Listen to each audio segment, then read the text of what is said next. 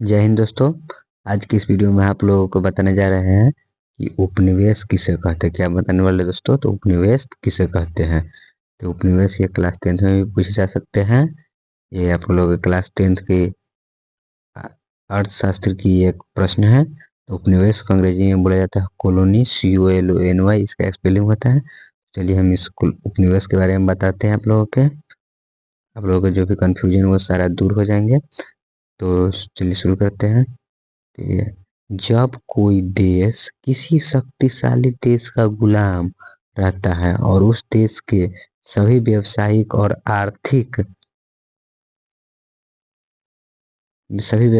आर्थिक कार्यों का नियंत्रण शासक देश के हाथ में रहता है, तो गुलाम देश को उपनिवेश उपनिवेश कहते हैं दोस्तों। तो आप लोग क्या समझे दोस्तों?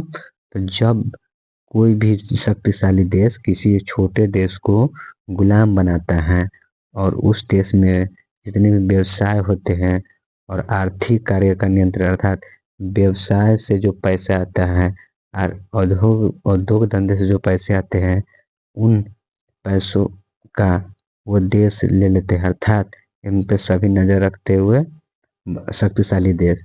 तो वो शक्तिशाली देश के ये छोटा देश उस देश का उपनिवेश कहलाता है। अर्थात जो भी करेंगे, जो भी उद्योग धंधे लगाएंगे, जो भी उस सेवा से आय जो प्राप्त होगी, उस सब के सब वो शक्तिशाली देश लेंगे। तो इस ऐसे में जो छोटा सा जो देश होता है वो बड़े देश का उपनिवेश कहलाता है। गुलाम देश जो होता है, जो शासक देश का उपनिवेश कहते हैं। जैसे आप लोग जानते होंगे कि भारत करीब 200 वर्षों तक अंग्रेजों का उपनिवेश था।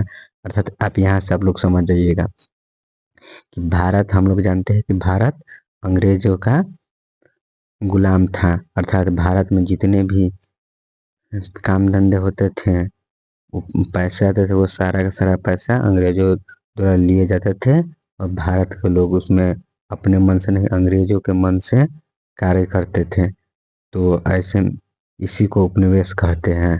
तो उपनिवेश क्या कहते हैं दोस्तों? जब कोई शक्तिशाली देश किसी छोटे देश को अपना गुलाम बना लेता है और उस देश के सभी व्यावसायिक और आर्थिक कार्यों का नियंत्रण शासक देश के हाथ में रहता है, तो गुलाम देश उपनिवेश कहलाता है। गुलाम देश शासक देश का उपनिवेश कहलाता है दोस्तों।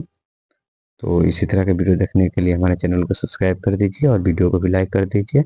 हम मिलते हैं किसी अगले वीडियो में, तब तक के लिए बाय दोस्तों।